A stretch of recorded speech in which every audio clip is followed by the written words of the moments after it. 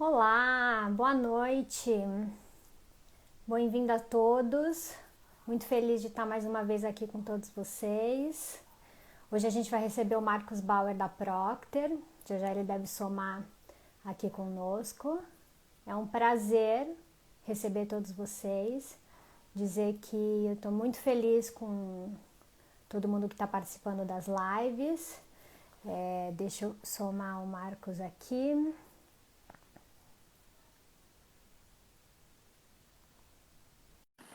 Vamos ver.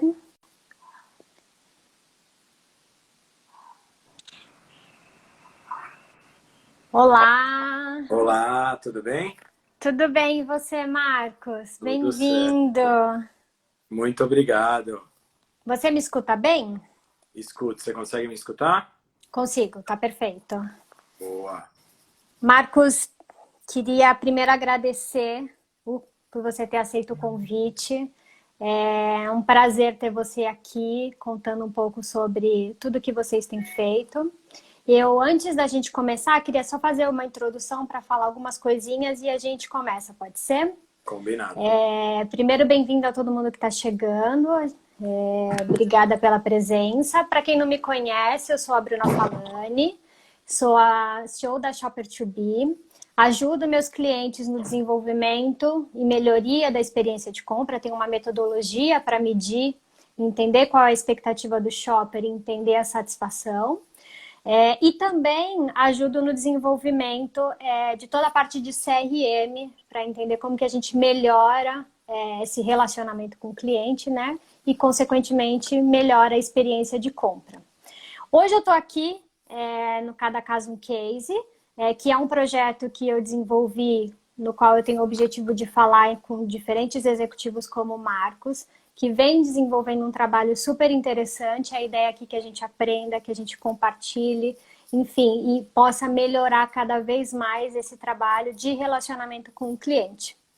Por fim, Marcos, eu queria aproveitar o momento para divulgar o livro Mulheres do Varejo, que saiu, não sei Muito se dá para legal. enxergar aí. Obrigado, assim.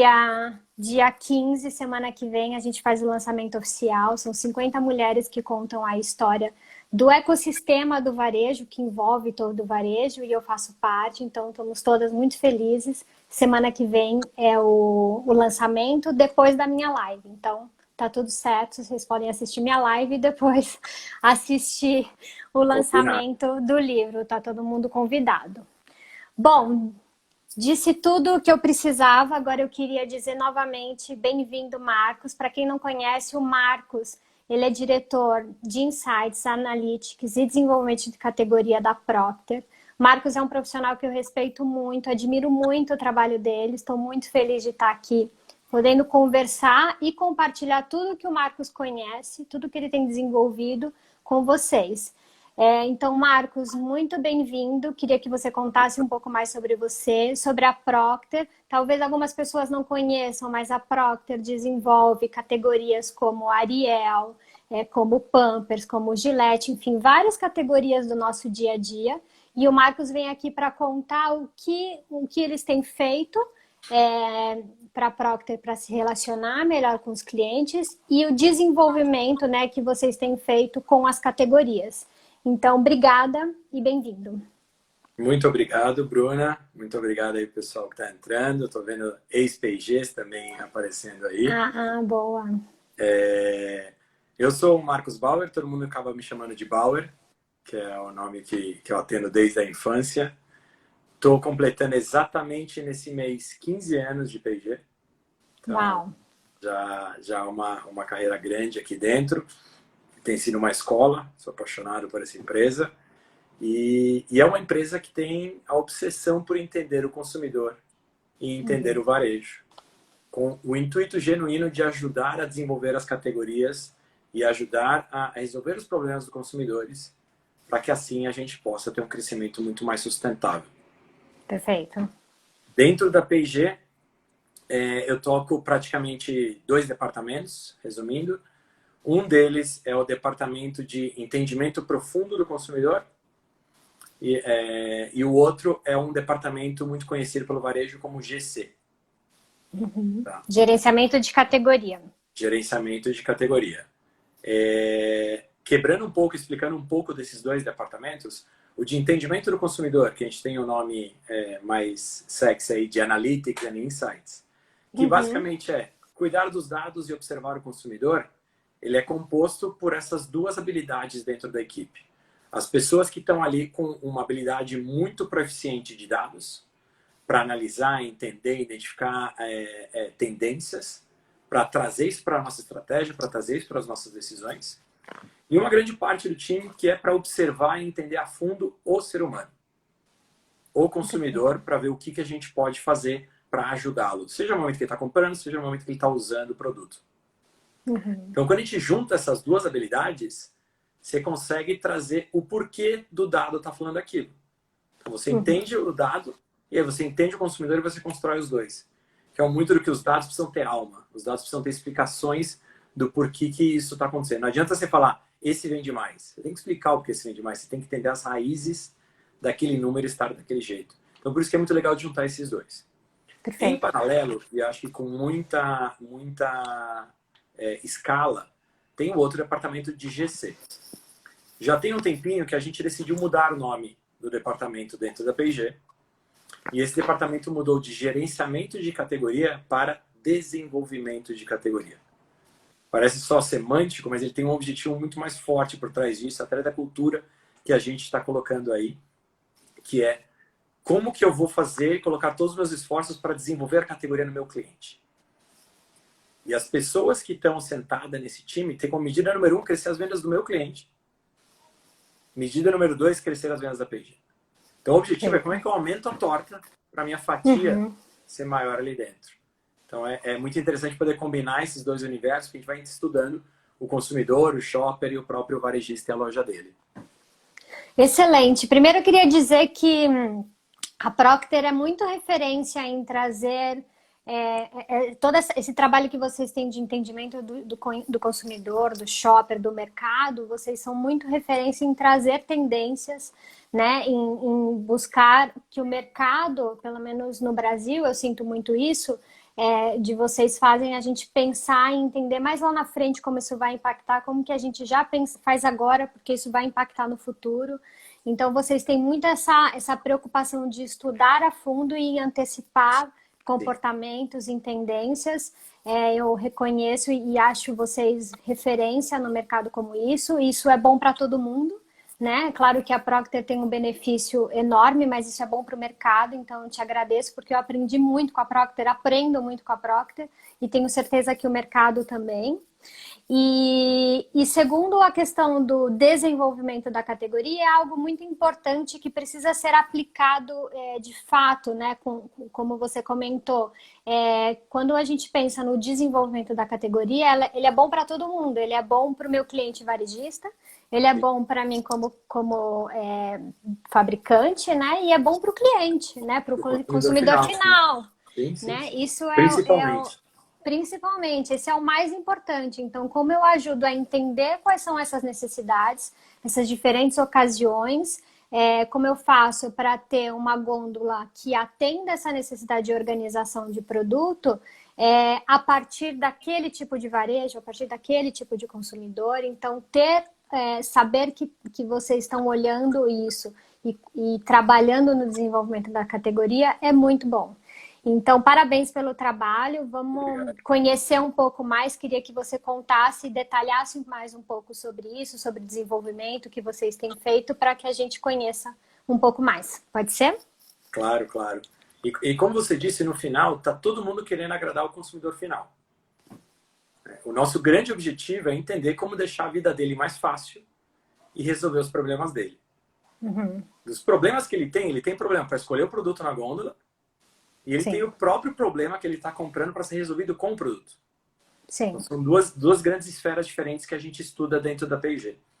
E tem uma preocupação, desculpa te interromper, mas claro, só para complementar, tem uma preocupação de que esse objetivo final, que é atender o consumidor, que a compra seja mais fácil, seja melhor, né? Que ele possa encontrar o produto, que ele possa entender sobre isso, por trás um trabalho em parceria muito grande entre varejo e indústria.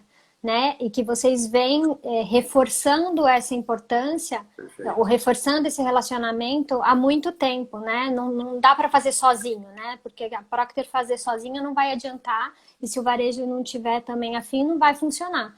E eu acho que isso também é algo que faz parte desse objetivo quanto Claro, desenvolvimento de categoria, né? claro. No fim, eu não tenho loja para vender, né? Eu vendo na loja do varejo. E eu acho que a Uhum, grande contribuição que a gente traz é entender todo o comportamento e como essa loja pode vender mais. perfeito. E você falou muito dos problemas, da escolha, né? Se você parar para pensar o número de categorias que existe dentro de um supermercado, né, vai passar dos 300. Não existe braços e até tempo dentro de um varejista para estudar cada uma delas a fundo e trazer uma execução para a gôndola, uma execução para a loja que corresponde e que ajuda essa categoria a crescer. Então é por isso que muitas vezes o varejo depende da informação da indústria, para que a Uhum, indústria aporte esse conhecimento e ajude a navegação e a facilidade da compra. E quando a gente fala de uma compra de supermercado, existem muitas variáveis. Então, às vezes, tem uma família indo junto, em que você está cuidando da criança, você tem um tempo certo, você começa a pensar se eu estou carregando muita coisa, você já está num estresse grande, trabalhando com sim. muitas coisas e muitas decisões a serem tomadas. Se você chega numa gôndola que está bagunçada e você não consegue achar o seu produto, vai te estressando, vai te irritando. Na quinta gôndola que você já está assim, você quer ir embora daquele mercado. Então, por isso que a gente fala, desenvolver uma categoria e trabalhar uma gôndola bem, você acaba vendendo mais da próxima. Porque a pessoa vai se Perfeito. estressando menos e vai navegando mais pela loja e vai indo para a próxima e ela nem vê o tempo passar. Agora, Isso. e eu posso citar até exemplos de categoria que eu não trabalho, tá, da P&G. Se eu chegar numa gôndola de macarrão e eu levo uns 10 minutos para achar um macarrão sem glúten, que a pessoa quer o sem glúten, ou se ela quer o parafuso, se ela se estressa muito ali, é a última categoria que já foi prejudicada, porque ela não vai querer mais ir para lá. É. E quantas vezes você não está no mercado e pensa, nossa, eu preciso ir embora daqui, porque eu já estou cansado. É que você está o tempo todo estressado e procurando. Se você É chega, isso. bate o olho, pega o que você precisa, você sai muito mais fácil, você sai muito mais tranquilo do mercado. Você sabe, Marcos, que em 2019 eu fiz um estudo da minha metodologia para medir o nível de experiência de compra em diferentes canais. E um deles foi o supermercado, que teve a nota mais baixa, foi 7,2, quanto a nível de satisfação de experiência de compra. E o que pega é o básico. Eles não estão Sim. felizes com o básico. Então, isso que você está falando é muito importante. Cuidar dessa organização faz muita diferença para a experiência, né? E isso impacta a experiência no geral da compra, né? Não é porque não encontrou o macarrão que os outros estão tudo bem. Não, acabou ali, né? É o ambiente, é o momento. Então, isso é muito importante o que você está falando. E claro que com o contexto que a gente está vivendo hoje em dia, isso é ainda mais importante. Porque existe um número grande de pessoas que sim está muito preocupado em ficar exposta. E se você demora mais tempo dentro de um varejo, Exato, está mais tempo exposto. O que a gente exato. percebeu aí durante todos esses nossos estudos da pandemia é que o consumidor ele quer uma compra rápida, segura e efetiva. O que isso quer dizer? Eu quero entrar e sair o mais rápido possível dessa loja. Segura. Eu quero sentir que todo mundo usa máscara, tem álcool gel e a loja está limpa. Então, se eu vou em cima de um produto e tem um pozinho, aqui tem vírus. A É. importância da limpeza da loja é muito forte. Até a própria Uhum. iluminação. Antigamente, a iluminação era para mostrar que a loja era premium, né? Que a loja era melhor, sofisticada. Hoje, a Sim. iluminação é para mostrar que a loja é limpa. É. Ela já até mudou o papel dela. E, É. por fim, efetiva, né? E aí volta para o básico, para o arroz e feijão que você falou, que é a ruptura. Se eu vou naquela loja e não tenho o que eu quero por uma, duas vezes, você não volta mais. E ainda Uhum. mais agora que se associa a um risco de vida, né, com a Sim. exposição, isso tem um potencial, um impacto muito mais forte. Eu tenho dito para os clientes que, né, nesse momento de pandemia, se a gente olhasse os dados, sei lá, um ano e meio atrás, a gente tinha aqui lá, o shopper visita até 7 canais, né? Então ele vai na farmácia, ele vai no supermercado. E com a pandemia, isso diminuiu muito, né? Então eu falei, se ele está escolhendo a sua loja, agarre isso com todas as suas forças, porque assim, ele não quer sair de casa, ele tem a opção de comprar online, mas ele está optando de vir aqui, então ofereça proteção, ofereça a agilidade para ele, porque ele está escolhendo sair de casa e ir até a sua loja, né? Então E isso o é muito legal importante. disso, até para a gente combinar com alguns conceitos, né? Como é que a gente analisa um pouco mais matematicamente a venda de um varejo? O volume é igual, número de pessoas que vão, vezes a frequência, vezes o quanto gastam, o ticket. Isso explica a venda de uma loja. E você quebrando nesses 3 pilares, você pode criar uma estratégia de análise de cada um dos pilares. O que a quarentena, o Covid, a pandemia nos trouxe é as pessoas estão indo menos ao mercado. Então, hoje, a grande maioria está indo em 2 tipos de varejo, que era o 7, 5 que você falava. Isso. Vai voltar para esses números. Tenho muita confiança Também que vai acho. voltar. Mas reduziu por exposição. No momento que reduz para 2, a penetração e a frequência vai cair. A única maneira de um varejo crescer vendas hoje é ticket. Então, por isso que eu falo para todo varejista, a estratégia do momento é como eu ponho mais dentro daquele carrinho que está na minha loja. Uhum. E para esse conceito, eu trago um subconceito que para mim é muito legal, que é o 3A. Qual que é a maneira de você crescer o ticket? É com 3A. Aumentar, agrupar e adicionar. Legal. O que quer dizer adicionar? Se você está trabalhando a venda de um produto, como é que você adiciona mais deles? Pode ser o leve pague, pode ser se você levar 3, 4, você ganha um desconto especial. Como que eu adiciono mais deles? Desculpa, esse é o agrupar, né? Como eu agrupo mais deles. Adicionar são categorias correlatas. Então, se ele está comprando uma fralda Pampers, como é que eu adiciono um lencinho Pampers? Né? Se ele está comprando um Ariel para lavar roupa, como eu adiciono um Downy para um amaciante para roupa? Então, você agrupa do mesmo, adiciona de diferentes e tem o aumentar, que é o famoso trade-up. Como que eu explico o benefício de um produto com um ticket maior para essa pessoa ver o valor nisso e pagar por isso? Então, isso limpa mais, isso elimina mais, isso hidrata mais. Então, você explicar esse benefício para aumentar. Então, aumentar o trade-up, agrupar do mesmo e adicionar, que é categorias correlatas para esse carrinho crescer. Porque hoje o ticket ele tem que crescer 30% é pouco para você compensar menos pessoas dentro da loja. Frequência. Uma menor frequência e menos pessoas, né? Exato. A obsessão hoje é ticket. Tamanhos maiores, pode ser um aumentar também, né? Muito legal, faz muito sentido isso, e acho que é uma estratégia que faz muito sentido para o momento, e compensa, né? Eu acho que é isso, é buscar, e mais uma vez eu reforço a questão da Procter trazer esses pontos de vista e essa reflexão, né? Sobre como eu trabalho nesse momento, porque você tem diferentes estratégias, mas nesse momento o comportamento mudou, né? Então, o que eu faço para atender cada um dessas ocasiões, enfim. Bem legal. A gente vem compartilhando, e você tá recebendo essas divisões nossas de conhecimento, que a gente, primeira decisão na quarentena, ainda ali março, abril, a gente decidiu compartilhar tudo que a gente estava aprendendo.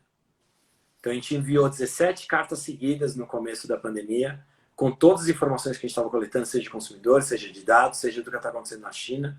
Porque hoje a gente viu que era um momento que todo mundo precisava de ajuda, e o quanto mais a gente compartilhasse essas informações, melhor seria para todo mundo. Então, isso a gente continua dividindo. Vamos voltar com uma frequência mais ajustada, agora não necessariamente semanal, mas o objetivo é estar sempre compartilhando conhecimento. Legal. Quem não teve acesso, tem algum lugar que isso fica armazenado, Marcos, para poder ver o que vocês já publicaram? Sim, a gente está colocando no site oficial da P&G, então lá tem uma página. Depois eu posso dividir contigo, se você quiser compartilhar o link, eu não tenho aqui de código de cabeça. Perfeito. Exato, mas no próprio site da P&G a gente tem ali os conteúdos que foram divididos. Está dividido no Instagram dos funcionários, no meu, no Instagram, não, desculpa, no LinkedIn.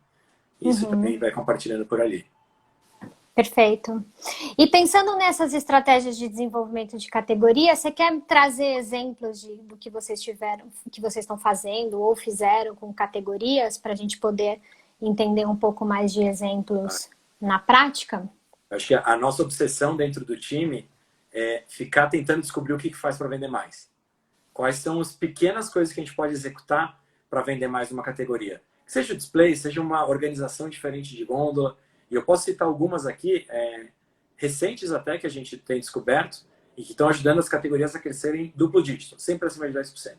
A regra que a gente coloca é, se não cresce mais 10%, não vale nem a pena a gente olhar. Vamos atrás de outra ideia para ver como fazer isso. Uma delas, muito simples, a gente descobriu a correlação do número de ganchos para vender aparelhos de barbear dentro de uma loja. Então a gente percebeu que se uma loja alimentar, um supermercado e um hipermercado, não tem pelo menos 74 ganchos, essa categoria não atingiu perto do limite que ela pode vender. Então a gente vê que uma mudança, por exemplo, de uma gôndola que tem 30, 40 ganchos para 74 ganchos, é mais de 10% de crescimento. Entendi. Quando a gente fala de um varejo farma, é 30 o número, né? Uma glândula menor, uma glândula menor. Que é menor. Mas a Tá. regra simples é o 30-74. E a gente vê que até 100 ganchos, isso é um crescimento exponencial. Então, faz sentido trabalhar com um gancho maior. Ainda mais uma categoria que a rentabilidade é muito alta. Né? E ainda mais com as categorias que geralmente estão do lado dela. Né? Como escova de cabelo, laço de cabelo, né? Sim. Tem algumas categorias ali do lado que não tem a mesma rentabilidade. Então, isso é uma das coisas que a gente descobriu que tem funcionado muito bem. Tá. Outro Que exemplo interessante. Sim, e aí eu estou falando, por exemplo, um exemplo de organização de gôndola. Quando eu falo de produtos, tem um outro aprendizado nosso que é os tamanhos maiores. A gente percebeu que na quarentena todo mundo tem comprado tamanhos maiores, não importa a categoria, esse daí vem crescendo, porque elas querem voltar menos ao varejo. Então é uma tendência no momento, mas mesmo antes já era uma tendência de fraldas. Sim. Então, um tamanho maior, ele ajuda essa categoria a crescer também em duplo dígito.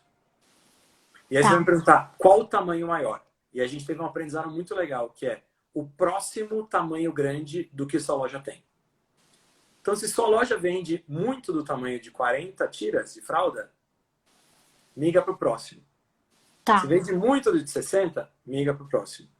Então, o que a gente tem descoberto é o próximo tamanho grande de fralda do que você já vende muito é o que tem adicionado muitas vendas. E isso eu comprovo com meus competidores, tá? Isso funciona para a categoria como um todo. É uma estratégia super vencedora, porque o consumidor está ali querendo ter um estoque de fralda, uma compra de alta frequência, né? Você está comprando sempre. Sim. Eu sou testemunha disso. Eu procuro os tamanhos grandes. Eu até falo com o meu time que eu desenvolvo a categoria de qualquer maneira, né? Então, trabalhando e também fazendo filhos. Estou indo para o terceiro agora, continuo desenvolvendo bastante essa categoria. Eu tô no quarto da minha filha, ó, tá rosinha aqui. Legal, legal. Mas eu acho que, no caso, agora não falando de mim, a gente sempre brinca que pesquisa, a gente não pode colocar a gente como exemplo, mas às vezes é inevitável. Mas pensando agora na compra mesmo, eu acho que tem essa questão do momento, mas é isso que você falou, isso já vinha acontecendo com a embalagem de fraldas, né? De ter tamanhos maiores e facilitar, porque primeiro que, dependendo da idade da criança, gira muito rápido, né? Quando você vê já acabou, então facilita.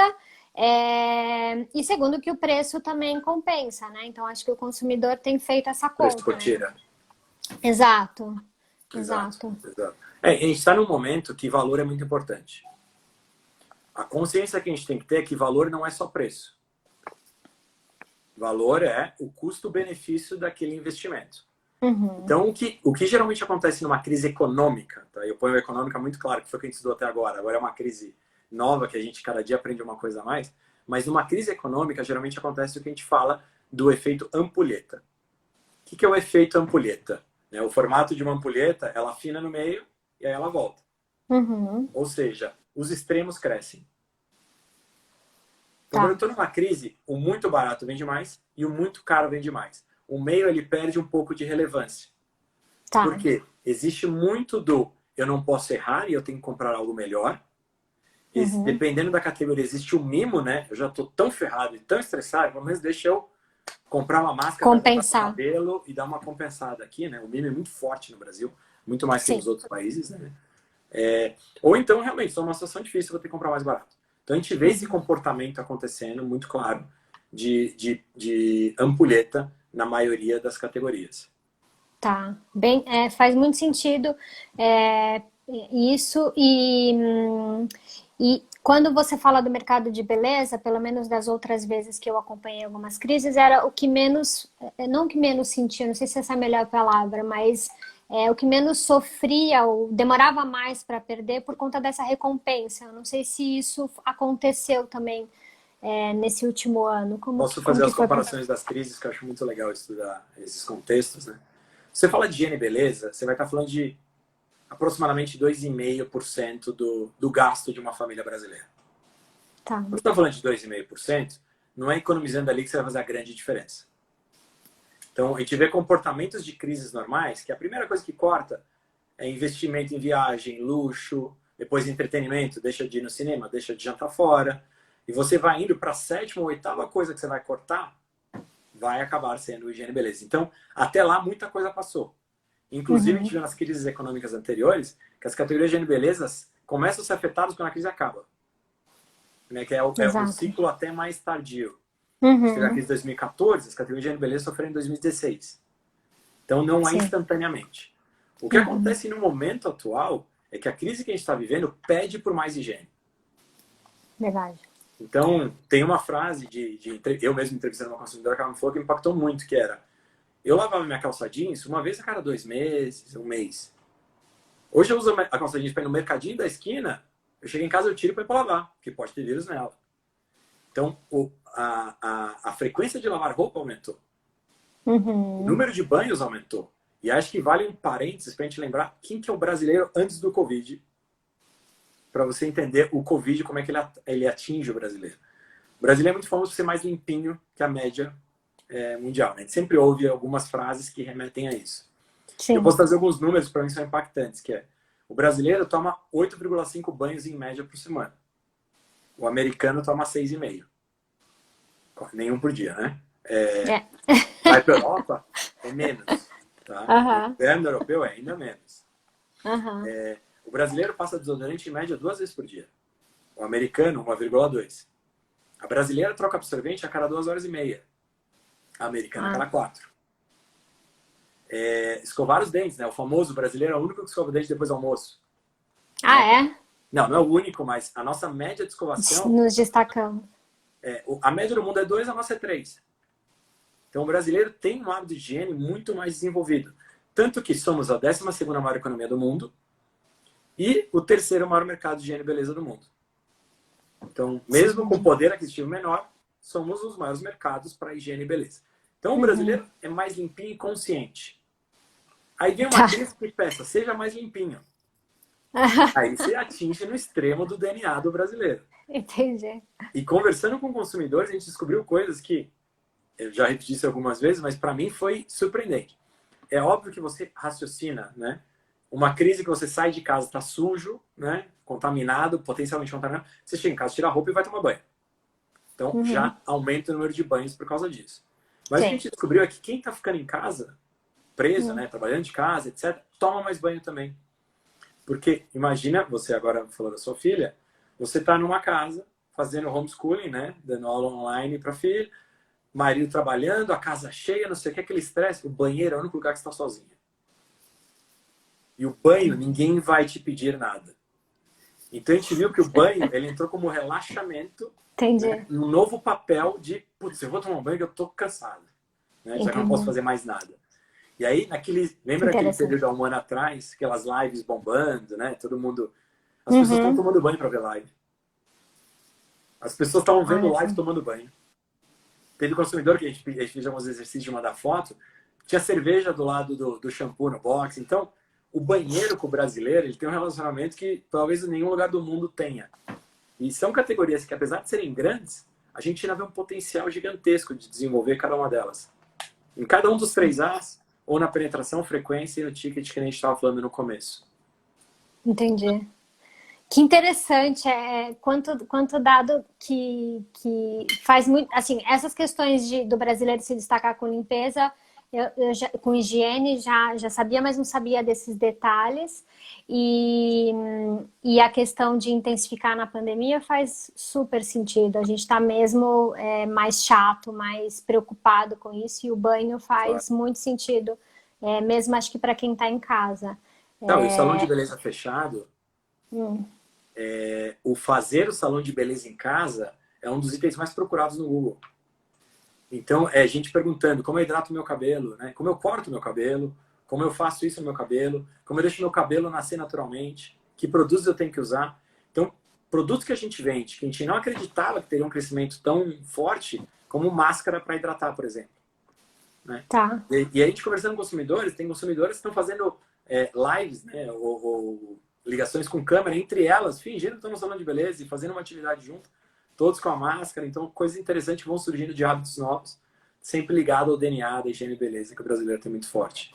E você falando, fazendo um parênteses, eu vi um TikTok, um Reels engraçado, que a pessoa tá numa reunião online, e ela fechou a câmera, ela põe uma máscara no rosto, põe coisa no cabelo e a pessoa fala, será que você pode abrir a câmera? E a pessoa fala, meu Deus, porque é isso, né? As pessoas estão aproveitando e fazendo várias coisas ao mesmo tempo. Exato. O consumo É está indo bem para dentro de casa. Aham. Seja para as categorias de bebidas, né, para alimentos. Foi uma mudança muito significativa, né? Eu vi de outras pessoas que eu fiz live de como eu ajudo com receitas para poder fazer em casa. Teve uma live que eu fiz com a Renata do Outback, que foi super interessante, porque o Outback tem uma preocupação de como levar a experiência do restaurante para dentro de casa sem que seja uma simples refeição. Então, todo mundo, todo o mercado teve que se mobilizar para poder pensar como ajudar, né, o consumidor a Um dos utilizar itens os mais produtos. pesquisados, né, a frase é como fazer. E pode ser como fazer frango, né, como fazer para cortar o cabelo, como fazer para hidratar o cabelo, mas como fazer é um dos itens mais procurados. Como fazer pão, acho que todo mundo deve ter Acho feito que no pão começo na foi quarentena. muito. Exato. Então tem muito disso. A diferença que a gente vai vendo no contexto agora é que antes as pessoas estavam em casa muito mais por medo. A gente vê esse medo ainda forte na grande maioria das populações, mas muita gente está preso agora pelas restrições. Uhum. Então você tem comportamentos diferentes e até jeito de se comunicar diferente que a gente está aprendendo. Perfeito.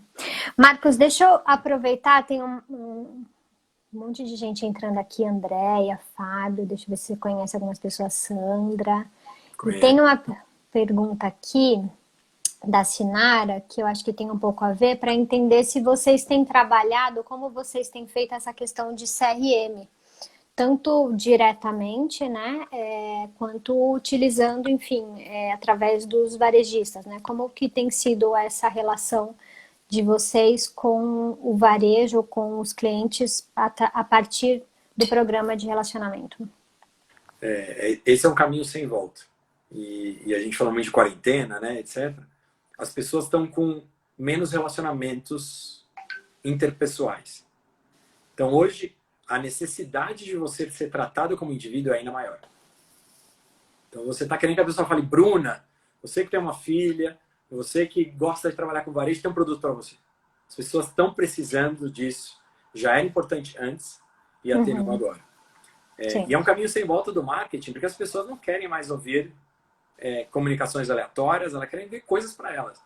Porque hoje é até muito fácil eu ir atrás de informações. Não precisa que me explique. Eu posso ir lá pesquisar e eu descubro as coisas. Então, o conteúdo para a pessoa tem que ser muito relevante e muito propício para aquele contexto e demográfico daquela pessoa. Então... E o que eu brinco não, falo sério primeiro, isso que você falou. Uma vez que você for essa personalização, não tem volta. E segundo, que mandar um e-mail com o nome da pessoa não é personalizar, né? A gente já está numa outra... Ele era personalizado há 10 anos atrás. Isso, exatamente. Exato. E hoje você tem muito mais informações e muito mais ferramentas para poder trabalhar esse montante de dados para poder fazer isso personalizado. É óbvio que isso é humanamente impossível. Né? Eu mandar uma mensagem personalizada para 200 milhões de habitantes. Mas você consegue trabalhar de uma forma mais inteligente para conseguir trazer essas mensagens. A resposta é sim, estamos trabalhando, e dependendo da maturidade de cada varejo. Então, dependendo do nível que esse varejo está indo, a gente vai se adaptando e vai trabalhando. A dica que eu dou, e aí não como PG, mas como amigo dos varejistas, comece com o que você tem. Não precisa criar muita ciência, não precisa se enrolar e contratar e para gastar milhões. Né? Se você consegue ter seus consumidores no Excel, filtrar quem comprou pasta de dente e não comprou escova de dente nos 3 meses, manda uma mensagem. Sabia que você tem que trocar escova de dente a cada 3 meses? Então começa simples, porque a experiência e a execução vai trazer muito mais aprendizados do que contratar uma consultoria e botar um negócio pesado logo de cara. Verdade. Esse para mim é um filtro no Excel e uma mensagem para aquele filtro já é muito suficiente para começar. E os dados dizem tanto, né, Marcos? Lógico que aos poucos que você vai aprofundando, você vê a necessidade de estudar mais.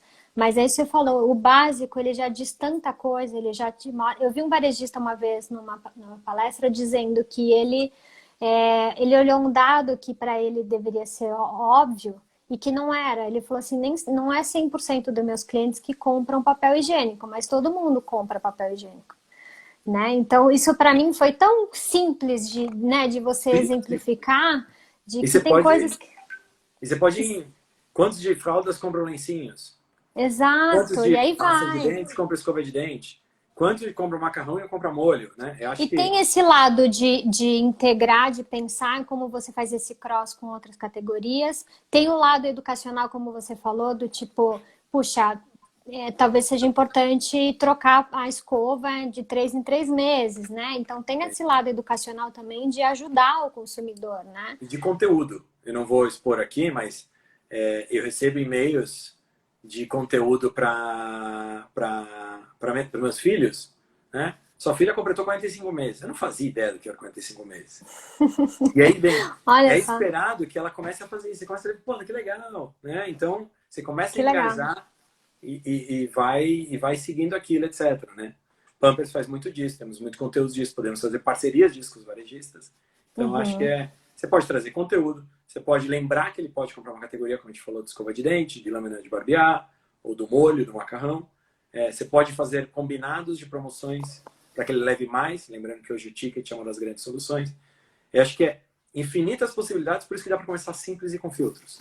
Acho que eu não Sim. complexaria tanto. Perfeito, perfeito. Um outro ponto aqui que perguntaram, que eu acho que estava dentro de um contexto que a gente estava falando, se tem algum estudo efetivo em farmácias. Não sei se você quer contar um pouco sobre o que vocês têm desenvolvido em farmácias, especialmente para contar para o Regino. Tem bastante coisa, né? Eu falei dos ganchos, né? Quando a gente fala de LED, a gente descobriu que 30 ganchos desenvolve demais. Uhum, A gente sabe que farmácia, a categoria de fralda é uma compra destino. Hoje, metade da categoria em valor é vendido no canal Farma. tá. Então, por ser uma categoria destino, você tem que trabalhar uma exposição grande, talvez num fundo de loja, até para que o consumidor, quando chega, ele percorra a loja inteira e corra o risco de comprar alguma coisa a mais, né? Uhum, Então, trabalhar aquele paredão de fralda. A gente sabe que a melhor organização de fraldas numa farmácia é para o bloco de cores de marcas, porque o consumidor já sabe as fraldas que ele quer comprar. Então, ele quer bater o olho, branca, verdinha, vermelha, o que eu vou levar? uhum, E vai ali. Os andares por tamanhos. tá. Então, você tem desde o XXG e você vai descendo até o RN, né? Ao contrário, desculpa, RN descendo até o XG. Então, a gente tem todos os aprendizados de gôndola de como trabalhar. Mais recentemente, sobre farmácia, farmácia para mim é sempre o benchmark do varejo. Né? Ele está sempre um passinho na frente, né? na transformação. Então, farmácia antes era lugar de pessoas doentes. Depois virou lugar da beleza. Uhum, E agora está virando lugar do bem-estar. Então, você vê que as farmácias estão investindo em farmacêutico, estão investindo em vitaminas, estão investindo em suplementos. É o lugar sim. de você ir para ficar bem, ser um agradável. Tanto que as melhores farmácias têm aquela iluminação, um ambiente legal. Você quer passear, né? Tem uma frase Uhum, de uma consumidora também que me falou que sempre fica na minha cabeça, que estava indo no mercadinho feio, sujo, né, abandonado, e ela falava, nossa, aqui eu tenho medo até de soltar a mão do meu filho. Ele anda comigo. É um lugar que uhum. traz preocupação. Eu vou na farmácia, até solto. Ele Olha fica só. brincando, eu solto ele na farmácia. É um ambiente que traz essa segurança. Que Óbvio que tem o papel interessante. da Isso diz iluminação, muito, né? tem o papel da gôndola baixa, então eu estou podendo ver tudo, né? Uhum, verdade. Mas traz essa sensação, esse conforto de seguro, é que eu estou bem, posso me sentir melhor. Não é mais aquele lugar de doente, né? Já até passou pelo mundo da beleza, agora está no bem-estar. Legal. Faz muito sentido e aí vai todo a indústria pensar como aproveita disso para a comunicação em benefício da sua categoria, né? Claro, claro. Bem legal. Obrigada, obrigada por responder. Sabe uma pergunta que eu queria te fazer sobre e-commerce? Todo mundo falou sobre isso, ou teve que desenvolver, ou teve que melhorar. É um desafio no geral o e-commerce. A gente teve, especialmente quando a gente fala do alimentar, né? A gente no Brasil já tinha um desenvolvimento em outras categorias muito forte, mas especialmente para as nossas categorias não era tão desenvolvido. E a gente precisou, vamos dizer, acelerar isso um pouco na pandemia. Mas a gente já tem muita gente falando sobre isso, mas eu queria que você desse a perspectiva sobre o que vocês têm visto, qual é a visão de vocês sobre o e-commerce. Eu acho que eu não preciso repetir o que todo mundo fala, né? É o futuro, vai crescer 3 dígitos, tem que estar todo mundo atento. Quem não está aí está perdendo muito. Agora, o que eu posso falar, que aí é um ponto de vista mais pessoal e o que eu gosto, muita gente reclama do e-commerce, tem o custo logístico, é mais difícil, nananana. Vamos focar no lado bom do e-commerce. O que é o legal do e-commerce? No e-commerce, as pessoas ficam, às vezes, 2 horas na mesma loja. Ninguém fica 2 horas em nenhum varejo. Uhum. Então, e às vezes a pessoa fica 2 horas naquela loja, deitada na cama no celular. É Então, isso. está tranquila. Pensa numa pessoa que, quando entra no seu e-commerce, ela está tranquila e relaxada. Uhum. Tá? Isso já ajuda muita coisa. O que a gente pode fazer com isso? Eu posso pôr vídeos, eu posso trazer conteúdo, eu posso explicar melhor a performance daquele produto, posso explicar porque ela tem que comprar esse com aquele outro. Então a chance de você vender muito mais no e-commerce, lembra que a gente falou, né? Tá numa loja, tá estressada, preocupada, você vai ficar doente, contrair o vírus, chegar em casa, tem que tomar banho, carregar aquela sacola. No outro ambiente, você tá deitado numa cama, brincando no celular e fica ali 2 horas. Uhum. Então, tá passando escova elétrica. Põe o vídeo de escova elétrica. Por que escova elétrica é melhor? Mostra a demonstração. Escova elétrica sem escova elétrica. O quanto que limpa, né? Tá falando de fralda. Mostra a absorção da fralda. Por que essa fralda é mais cara que aquela outra? Isso. Ou a coisa mais genuína. Comentário dos usuários. Gostou ou não gostou do produto? Você vai ver as avaliações. Então, para mim, o e-commerce ele abre uma porta de você explicar e vender mais sobre os produtos que não dá pra fazer uma Google. Uhum. Então, acho que para mim a obsessão tem que estar aí. Como que eu uso e agrado mais esse momento que ele está tranquilo? Ele pode consumir mais conteúdo, que, consequentemente, pode trazer também mais consumo de venda. Eu acho que o que as pessoas têm que se desafiar, e eu falei isso num webinar que eu participei, acho que semana passada, retrasada, não me lembro, de que a pessoa precisa, as pessoas precisam entender que a experiência é diferente, né? E eu preciso transformar uma experiência no digital, não é a cabeça do que eu estou na loja física transformar, não dá, não vai funcionar. E o Né? mesmo Então, vale para o CRM que a gente estava falando. Não é para pegar o encarte e botar no CRM. Então você só perfeito. vai perder o mesmo dinheiro. A CRM traz uma janela de efetividade e eficiência muito melhor. Eu vou fazer promoção para quem não compra, não para quem compra. Exato. Para quem compra, não precisa fazer Não promoção. é tabloides digital. Exato. É mais do que isso. É aquela pessoa que não comprou escova de dente, pô, deixa eu fazer uma promoção para trazer escova de dente para ela. Uhum. Excelente. Eu acho que isso é um ponto bem importante de como a gente se desafia e é isso que você falou, não é um momento, né? Isso já aconteceu e vai só intensificar. Então, como você cria essa comunicação, esse relacionamento de forma diferente?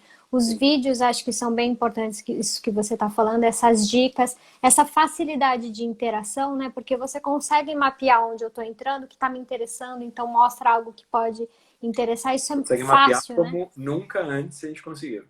Perfeito, perfeito. Acho que esse é um bom ponto e acho que você resumiu, porque isso que você falou, muitas coisas já estão sendo ditas acho que essa provocação de como pensar diferente, como tratar a pessoa no digital mesmo é o que vai fazer a diferença, né? E é o caminho, né, Marcos? Não tem volta, né? São vários diferentes tipos de ocasiões e que ele vai escolher. Se ele quiser ir na loja física, precisa estar preparado com a proteção, mas se ele quiser no online também, como eu atendo da melhor forma. E cada vez mais ele vai pensar o porquê que eu vou nisso aí. O que eu vou ganhar indo lá, o que eu não vou ganhar. A gente tem que aprender que são concorrências diferentes. Uma vez, que bom que se ele saiu de casa e escolheu sua loja, que bom como você mantém isso, como você reconhece isso. Mas também se ele para escolher o seu e-commerce para comprar, a concorrência é maior ainda, né? Porque ele pode numa tela mudar Sim. e escolher você também